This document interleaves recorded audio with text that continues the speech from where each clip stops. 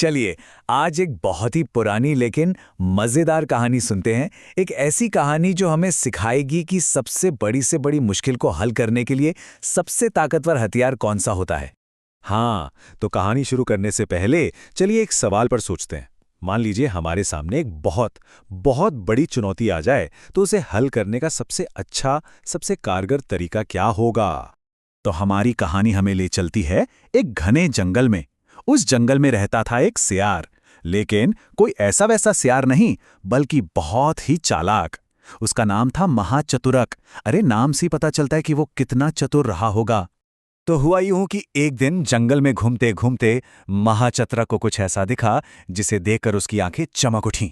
एक शानदार दावत। पता है क्या था? एक मरा हुआ हाथी।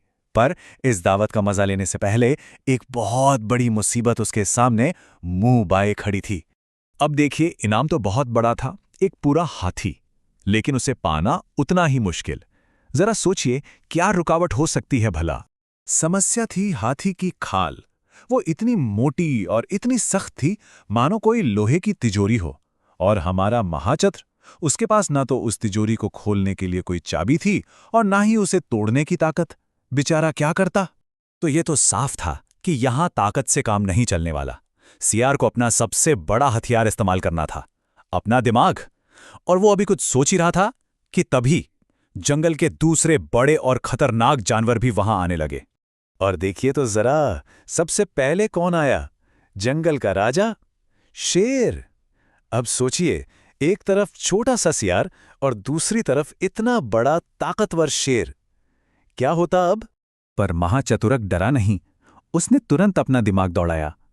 लड़ने की जगह उसने विनम्रता का रास्ता चुना और शेर से बड़े आदर से कहा, स्वामी, ये हाथी तो मैंने खास आपके लिए ही मार कर रखा है। अब अपनी तारीफ सुनकर कौन खुश नहीं होता? शेर भी खुश हो गया। देखा, शब्दों का कमाल। महाचतुरक को पता था कि शेर दूसरों का किया शिकार नहीं खाता। बस इसी एक बात का फायदा उठाकर उसने बिना लड़े ही पहली और सबसे बड़ी बाधा पार कर ली। लेकिन कहानी अभी खत्म नहीं हुई। एक मुसीबत गई तो दूसरी आ गई। अब की बार आया एक भूखा बाघ। अब सवाल ये था कि क्या वही पुरानी तरकीब फिर से काम करेगी? बिल्कुल नहीं। तो इस बार महाचतुरक ने अपनी रणनीति बदल दी। उसने बाघ को डराने की सोची। वो बोला, खबरदार, दूर रहो इससे। ये तो जंगल के राजा शेर का शिकार है और उन्होंने मुझे इसकी रखवाली का काम सौंपा है। अब शेर का नाम सुनकर ही बेचारे बाघ के पसीने छूट गए और काम बन गया। सियार ने शेर की ताकत का बस नाम इस्तेमाल किया और बाघ दुम दबाकर भाग गया। देखा, दिमाग से कैसे बड़े बड़े काम हो जाते हैं। एक और खतरा टल गया।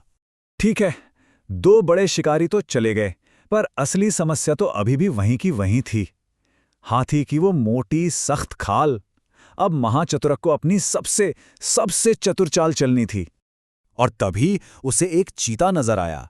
महाचतुरक का दिमाग फौरन दौड़ा। उसे पता था कि चीते के दांत बहुत तेज होते हैं, वो किसी भी चीज को आसानी से फाड़ सकते हैं।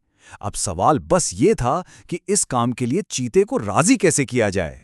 तो सुनिए महाचतुरक का मास्टर प्लान। सबसे पहले उसने चीते से दोस्ती गांठी, उसे भांजे कहकर अपना बना लिया। फिर उसे दावत का लालच दिया कि तुम खाओ, मैं पहरा देता हूं।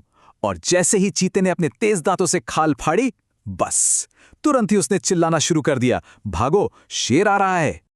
और बस प्लान एकदम कामयाब रहा। चीता खाल फाड़ कर डर के मारे ऐसा भागा कि पलट कर भी नहीं देखा। और अब पूरी की पूरी दावत सिर्फ महाचतुरक की थी। तो देखा ना, कैसे सियार ने एक नामुमकिन लगने वाली मुश्किल को हल कर दिया। अब जरा रुककर सोचते हैं कि इस पूरी कहानी से हमें सीखने को क्या मिलता है। ये बात बहुत कमाल की है।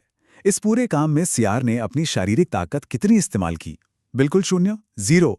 सारा का सारा काम दिमाग से हुआ। तो फिर उसके असली औजार क्या थे? उसके दांत या पंजे? नहीं, उसके असली औजार थे चतुर बातें। चीजों को ध्यान से देखना, सही मौके का इंतजार करना, यानी कि धैर्य, और एक अच्छी रणनीति बनाने की सोच। तो इस कहानी का सार क्या है? सार यह है कि बुद्धिमत्ता वो शक्ति है जो असंभव को भी संभव बना सकती है। हमारा दिमाग ही हमारी सबसे बड़ी ताकत है, जो हमें किसी भी मुश्किल से बाहर निकाल सकता है। तो अब से जब भी जीवन में कोई बड़ी चुनौती आए तो महाचतुरक की इस कहानी को जरूर याद रखना। चलिए सोचते हैं कि हमारी जिंदगी में ऐसी कौन सी हाथी जैसी बड़ी समस्याएं हैं जिन्हें ताकत से नहीं बल्कि दिमाग लगाकर एक चतुर विचार से हल किया जा सकता है।